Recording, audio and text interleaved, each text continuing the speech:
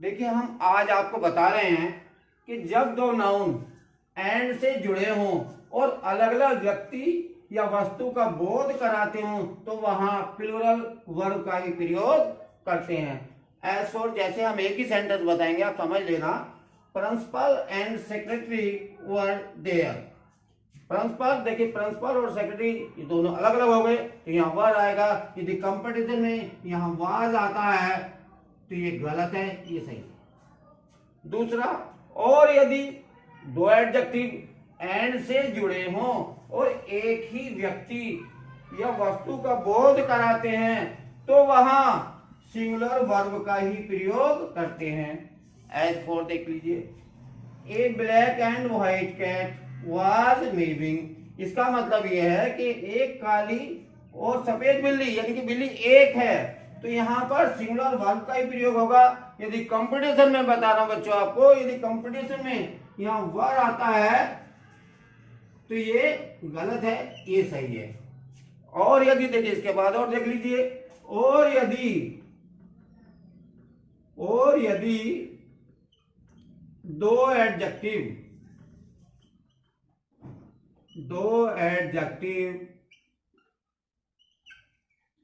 And से जुड़े हों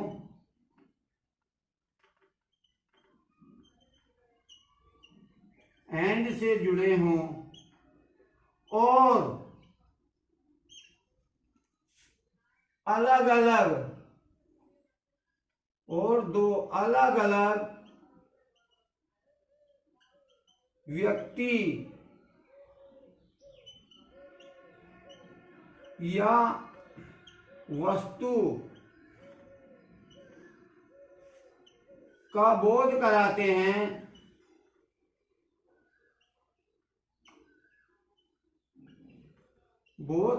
हैं तो वहां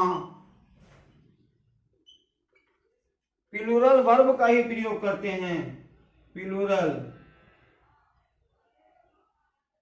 वर्ब का ही प्रयोग करते हैं।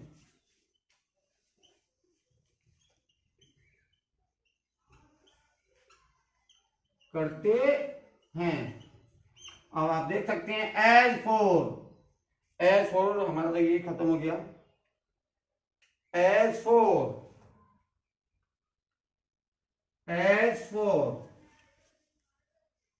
ए ब्लैक कैट